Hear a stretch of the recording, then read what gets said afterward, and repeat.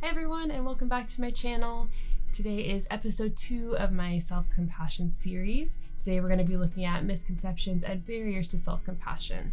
So this is the Redbird Therapy Initiative, looking inward, all about self-compassion. This is an online learning series across 3 different platforms. First, my YouTube channel here, and then we have a virtual workshop taking place in the spring as well.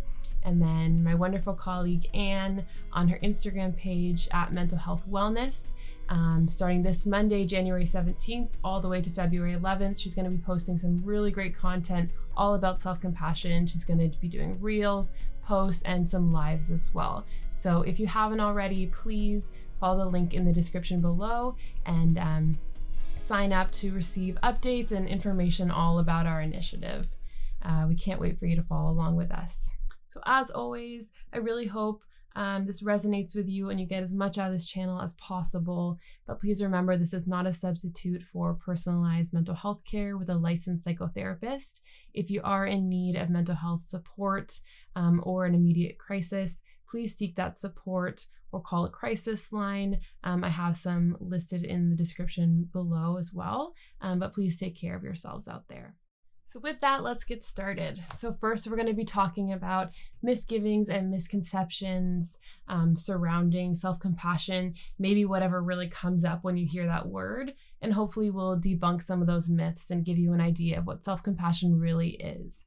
After that, we're going to be looking at barriers and blocks to self-compassion. So these are anything that comes up when you're trying to cultivate or practice activating self-compassion. So we're going to try to find ways to safely and comfortably maybe move through those barriers and really get us to a place where self-compassion comes naturally and comes a little bit easier to us as well. So to get started, let's all take a few seconds and reflect and think about maybe some of the doubts that come up for you when you think about yourself practicing self-compassion.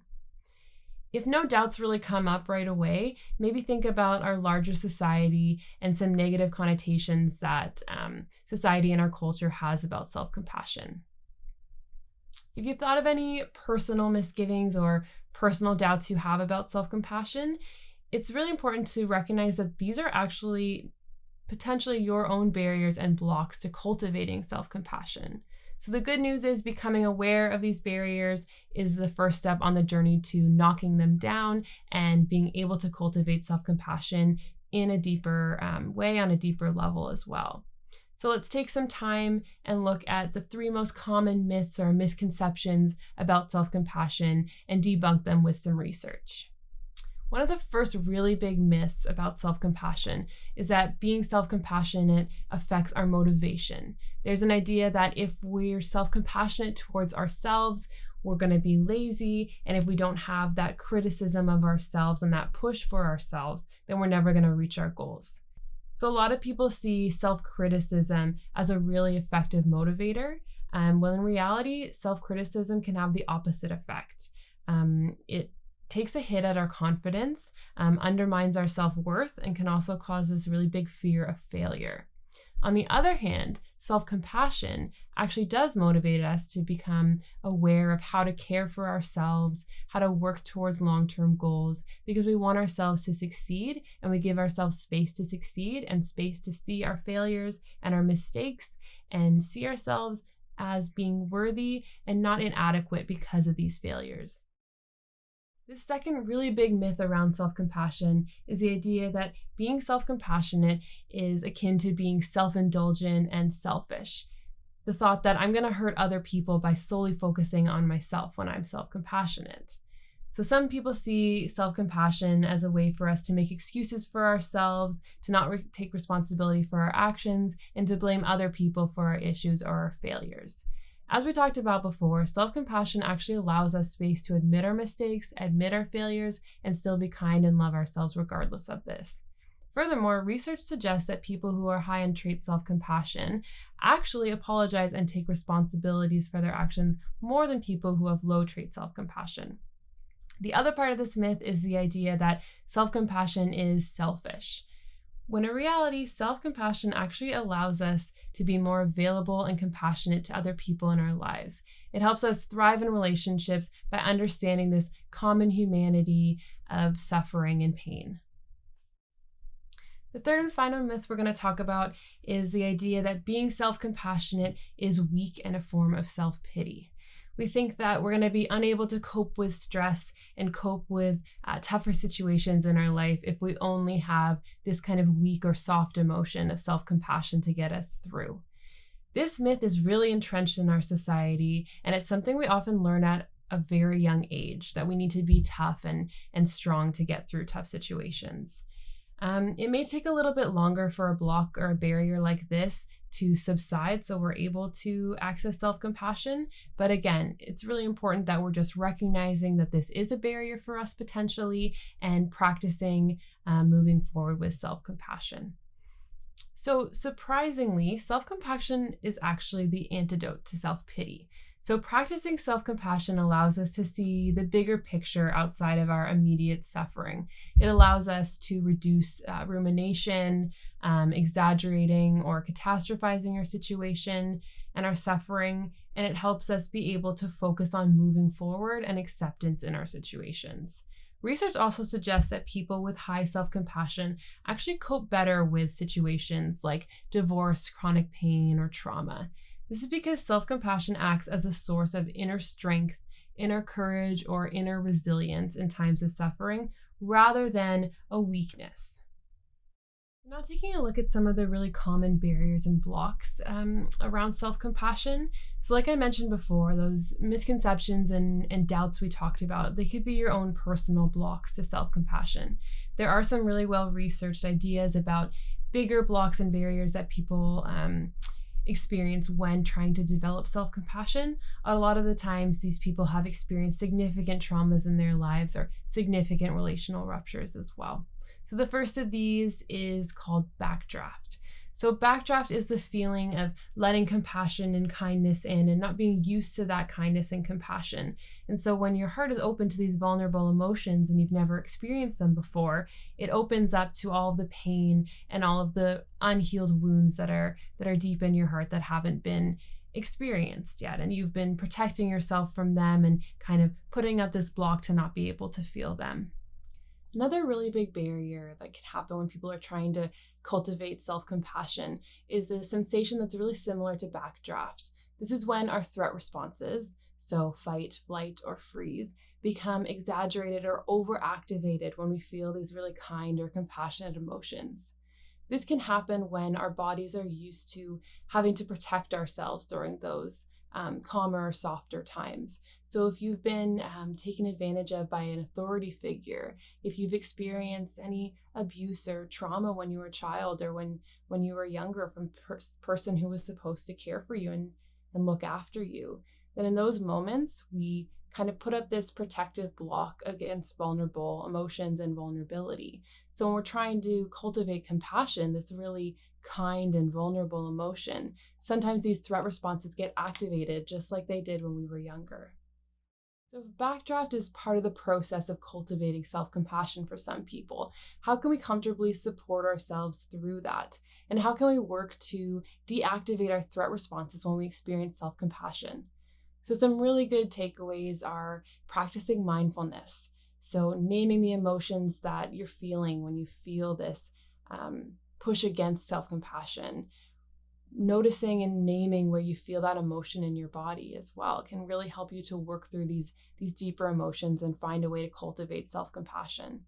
Other really great coping skills are grounding. So trying to feel the soles of your feet on the earth, seeing what you have control over in your body, finding the space for you to be within your body and safe within your body.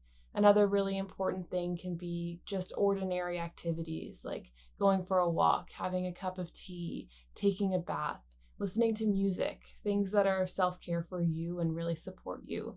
If any of these feelings of backdraft or threat responses become really, really overwhelming, that's a time to seek mental health care or some kind of support from loved ones, reaching out to people who care about you, because these emotions can be very overwhelming and really intense. So now I'm going to take you through a guided practice. This practice can be really helpful when we're feeling experiences of backdraft or feeling an activated threat response. This is called soothing or compassionate touch. So this comes out of the research that experiencing this touch, a soothing touch, whether it's a hug from someone else or really just sending compassion to yourself, this touch really activates the caregiver hormone oxytocin, which is the same feeling of someone else giving us a hug. So this turns on the parasympathetic nervous system and relaxes our threat responses. It tells us that we are safe, that we're calm, and it tells our brain that we have nothing to worry about and we're okay. So to start this practice off, all you really need to do is find a comfortable place. If you are sitting down, that's great. Feel your feet and your soles of your feet on the earth. Try to straighten your back a little bit. Take a deep breath. You can close your eyes for this one, but at the same time, you don't have to. All we're going to do is bring something to mind that we're feeling a little self-critical about lately, something that is bringing up a lot of negative self-talk. So that could be something to do with your New Year's resolutions. Maybe you're not following through and you're feeling really hard on yourself about that. Maybe it's something to do with work or school and you're feeling a push to succeed or a strive and it's really difficult for you to get there. Just bring to mind something that is really giving you some strife or giving you some pushback. When you've brought that to mind, ask yourself what you need in this moment. What can make you feel compassionate towards yourself? Now we're going to take a second, and first you're going to put your hand on your heart. Breathe into that feeling.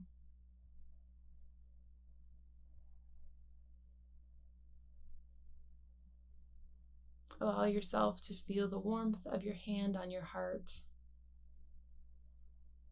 If this doesn't feel comfortable for you, you can try out a lot of different things. Maybe putting your hand on your stomach, if that feels okay. Giving yourself a hug. Just feeling that warmth and that safety within your own arms. If this is too much, for some people, even just putting a hand on the shoulder is what feels the most comfortable for them. You can try to hold your hands together like this. Even putting your hands, you can't see my legs, but even putting your hands just on your knees and feeling the warmth of your hands on your knees and the steadiness and the groundedness that makes you feel. So I really encourage you to play around with this. Take your time and see what feels the most comfortable for you. See what feels the most soothing for you as well. And then, like I mentioned, bring that with you. If you're in the middle of the day and you're feeling a lot of stress and you're feeling really hard on yourself, just give yourself a little hug. Just something little that people can't even really notice. I find it's really helpful for myself. I often put my hand on my heart when I'm feeling any really big emotions. And these could be good or bad emotions. So, you can do this when you're feeling a lot of joy and you want to be self-compassionate with yourself and when you're proud of yourself as well. It's not just for feelings of grief or sadness or suffering. You can also do this when you're feeling joy and happiness as well. So just give this a try, and I really hope it's something that can be helpful for you going forward. So that brings us to the end of our episode. Just before we go, I do want to kind of just put a little journal prompt out there. If everyone's following along with their journals, that's great. If not, you can always start today. So our journal prompt today is just going to be reflecting on what your inner critic was really saying to you throughout this episode. If when we talked about these myths and debunking these myths, if there were any doubts that came to your mind. And if these doubts have any constructive criticism within them, then reflect on how you can use that constructive criticism. Although if these doubts were not so constructive and they were a little more destructive, maybe journal out and reflect about how you can be self-compassionate with your inner critic. Your inner critic may be trying to help you, maybe trying to protect you, as we discussed, but how can you be self-compassionate towards this inner critic as well? So that's all for me today. Thank you again for following along with my channel. This is my second episode. Please stay tuned. My third episode will be coming out January 28th, and that episode is all about self-compassion for anxiety and depression. And just one last note, please remember that my awesome colleague Anne on her Instagram at Mental Health Wellness will be starting this Monday, January 17th. We'll be posting a lot of content all about self-compassion. It's a really, really great Instagram. Please stay tuned and follow along with that. Thank you so much, guys, and we'll see you next time.